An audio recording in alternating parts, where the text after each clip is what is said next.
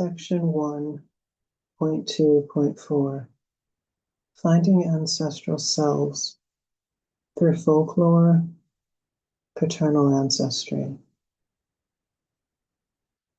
Daddy. Daddy has always worked. When he was 2, he was out in the fields picking cotton alongside the rest of the family. Daddy said that his mother must have been a genius to have managed the 11 of them and still work out in the fields alongside Papa Singleton. They had no electricity or running water. The grain from the fields was ground manually into flour, which was then bleached in the sun to create the different types: coarse for quick breads, stone-baked biscuits, and for extra fiber in grits or hominy. What was too fine to stay above the woven metal sieve became the crust for pies. Other than breakfast, every meal ended with pie, cobbler, cakes, or custard-drenched parfait. When my grandmother laid out the assorted bits of leftovers into varied elegance. Daddy's poverty was incomparable to urban poverty, as there was always food, shelter, safety, and healthy surroundings. When we speak of what I've been through as an expatriate, and even what he saw as a post-depression youth, Daddy always says that they always felt rich.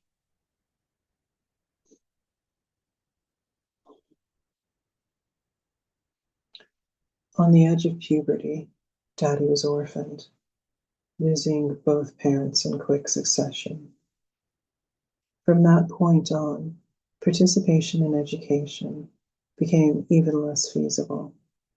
He and his older brothers spent the majority of their time ensuring the family subsisted, as was common in tightly woven rural communities. As orphans of sharecroppers, my elders have always provided an image of prosperity from prior to the loss of parents, although sharecropping is, in effect, subsistence farming at its worst or lowest. Despite the loss of their beloveds, I believe that their circumstances continue to provide well for them, to the credit of this rural sharecropping society. 1.2.4.1 The Ballad of John Henry. John Henry, when he was a baby, sitting on his mommy's knee, picked up a hammer in his little right hand, said, "Hammer be the death of me, me, me. Hammer be the death of me." Some say he's born in Texas. Some say he's born up in Maine. I just say he was a Louisiana man, leader of a steel-driving chain gang, leader on the steel-driving gang. Well, the captain said to John Henry, "I'm going to bring my steam drill round. Going to whip that steel on down, down, down. Whip that steel on down." John Henry said to the captain, "What is that?" "You can bring your steam drill around. Going to bring my steam drill out on the job. I'll beat your steam drill down, down, down. Beat your steam drill down." John Henry said to his shaker, "Shaker, you had better pray. If you miss your 6 feet of steel, it'll be your burying day, day, day. It'll be your burying day. Man ain't nothing but a man. But before I'd let that steam drill beat me down, I'd die with an hammer in my hand. I'd die with a hammer in my hand." John Henry had a little woman. Her name was Polly Ann. John Henry took sick and was laid up in bed. while Polly handled steel like a man. Polly handled steel like a man. They shook John Henry to the graveyard and laid him down in the sand. Every locomotive coming and rolling, by. Polly, there lies a steel driving man. There lies a steel driving man. In my creative practice, I move in and out of timelines as well as gendered experiences to bring life and the continuing perilousness of the experience in the USA. Before I began using creative autoethnography, I was unaware of how consistent Daddy's life story was to our folklore until I began investigating through bricolage the usage of personal histories, cultural motifs, and social images. For me, the machine John Henry fought against was the callousness of white capitalistic practices. In the dissemination of family lore, there is often a similar tone to that found in oral folklore, such as the story of John Henry. The Library Congress collection has numerous historical accounts and even literature by authors such as Ezra Jack Keach, which imply these histories, such as my father's. Other sources refer to this moment in American history where industrialization drove racism to new lows as comparable to John Wesley's Methodist theology on Paul's sermons regarding the natural man in 1 Corinthians, which could have been waged against enslaved black Americans as predeterminism. In other words, one could say that slaves were doomed, like Samson, by their strength. John Henry said to the captain, "I'm nothing but a natural man. Before I'll let your steam drill beat me down, I will die with my hammer in my hand." That's a Woody Guthrie lyric.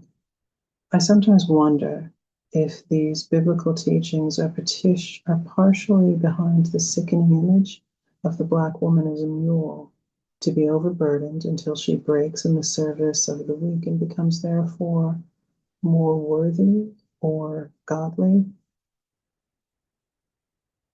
But by the turn of the century, individual musicians began to perform it in specific places.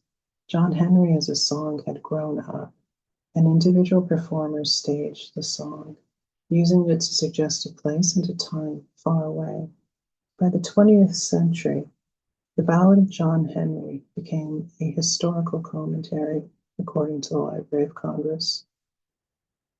The Ballad of John Henry is a commentary on labor practices, which upheld the emasculation of the black male as redundancy as a result of machination and industrialization. Daddy and his twin brother often worked on the chain gang for the North-South Railway project.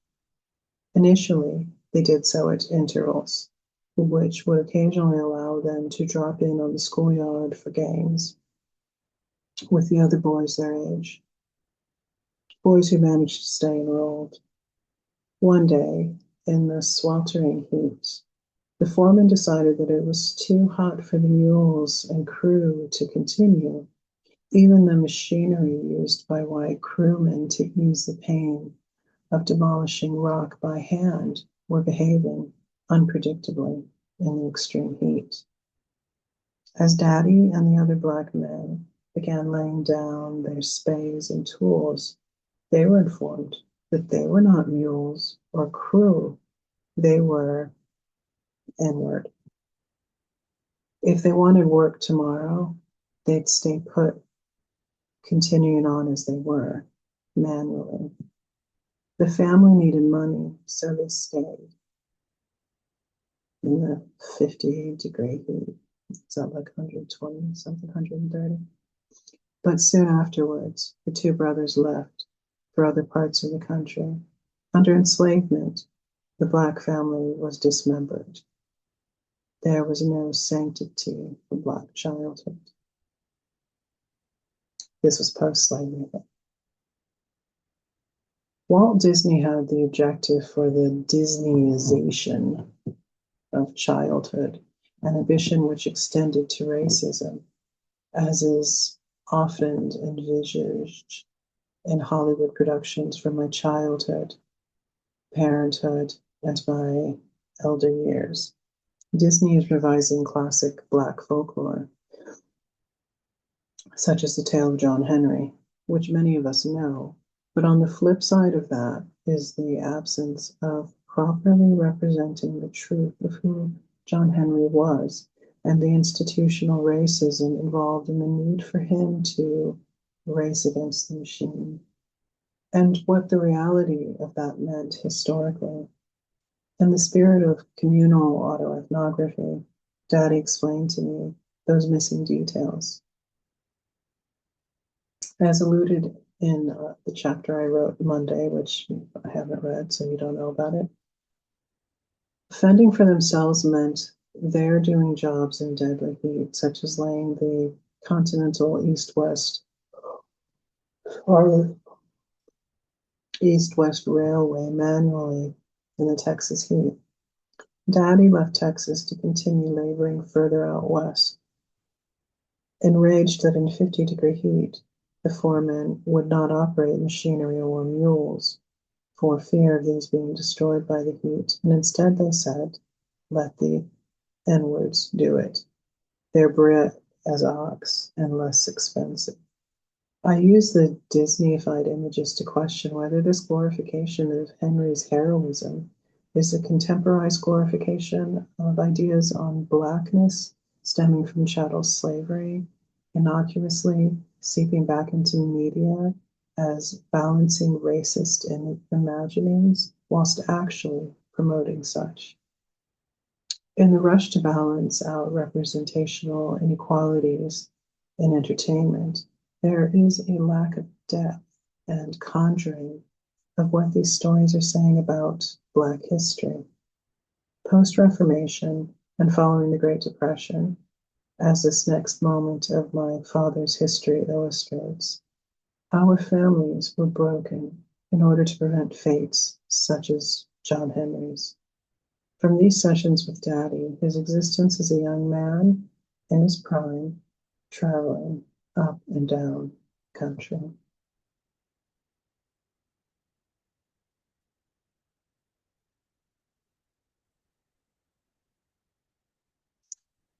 Papa Singleton.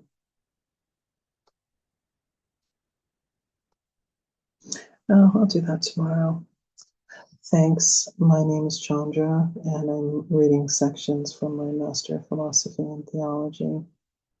I'm recording every day, and it's an interesting experience. Today I felt like reading, so I got a little bit tired of listening to myself speak randomly. Thanks for listening.